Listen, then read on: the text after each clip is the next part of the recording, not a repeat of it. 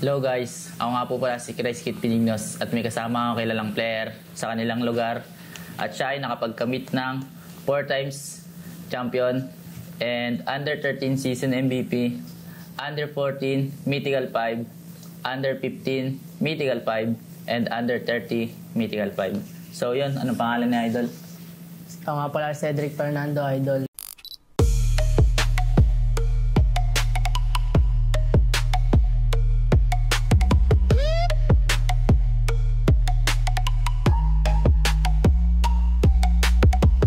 Taga saan, Idol?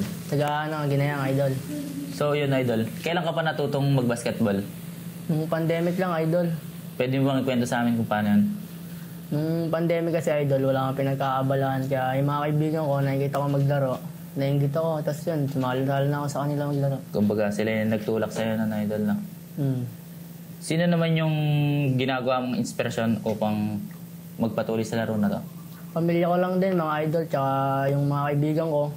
Kasi sila din yung nakasama ko eh. Bakit gusto mo yung larong basketball?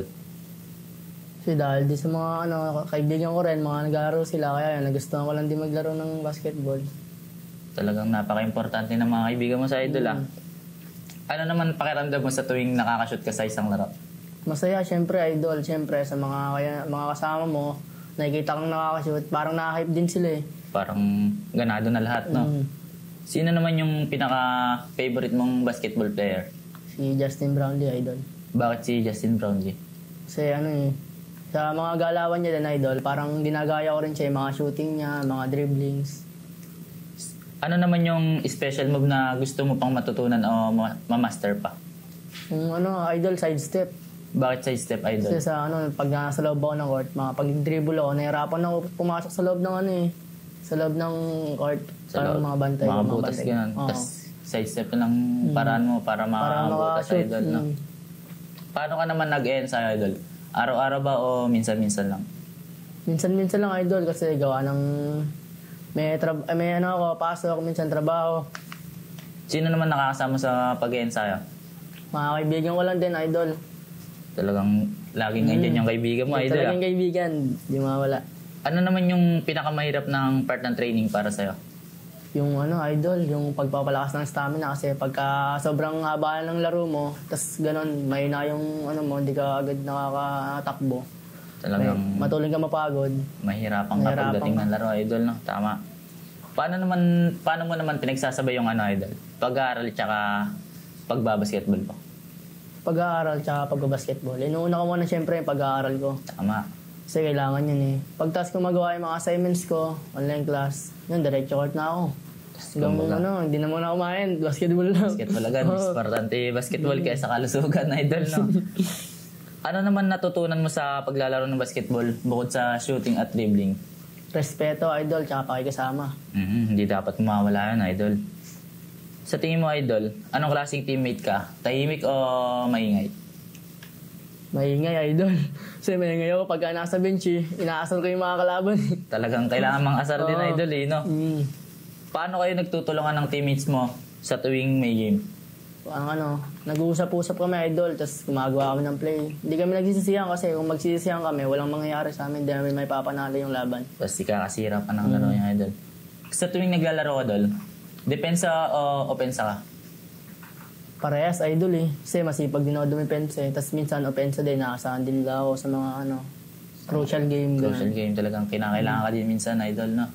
Sa mga paglalaro mo, may naka-experience ka na ba na mapapawi ka ganun? Hindi ka na... Madalas, Idol. Kasi nga, sa depensa ako, diba? Minsan sinisigo ako. Minsan, may sumusuntok pa nga eh. May sumusuntok pa. Yun may mahirap. Pangarap mo din ba maging pro player balang araw? Oo, Idol. Pinangarap ko talaga yan, kaya naglalaro ng basketball. Kung bibigyan ka ng chance na makapaglaro sa malaking liga, anong liga yun? Idol, sa agad, PBA agad, Idol. Anong gusto mo naman maging team doon, Idol? Barangay Nebra, syempre, Idol, kasi doon yung best import is Justin Brownlee. Talagang gustong-gusto mo. Kung ikaw ay isang basketball move, ano ka, Idol? Spin move, Idol. Bakit mo nasabi spin move? Paikot-ikot ako sa court eh. Talagang pinaglaro-laruan ka. Sakit nun, ha? Sakit nun, pre. Ano naman yung lucky shoes tsaka lucky jersey number mo? Yung yung flyby kong sapatos, tsaka yung Chambolers kong jersey, syempre. Bakit ito yung nasabi mong lucky shoes para sa'yo? Kasi nakailang champion na ako dito, tila 3 na ata.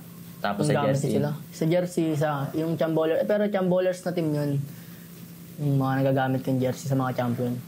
Parang kumbaga yung sapatos mo parang napakatagal na pero andibay oo, pa pa rin. idol, no? Ano naman yung mga gusto mong sabihin sa mga magpapatuloy pa lang na basketball player? Sa mga kabataan dyan na gustong mag-basketball, tuloy nyo lang yan. Maabot nyo rin yung pangarap nyo. May mga gusto ka bang i-mensahe sa mga sumusuporta sa idol? Meron, idol. Siyempre, salamat sa pamilya ko, sa mga kaibigan ko na laging sumusuporta sa akin, na hindi nila ako sinisisi sa pagkakamali ko. Mas parang mas i-improve ko pa yung pagkakamali ko eh. Yun lang, idol. Yun lang, idol. May mga gusto ka bang i-shoutout? Meron, idol.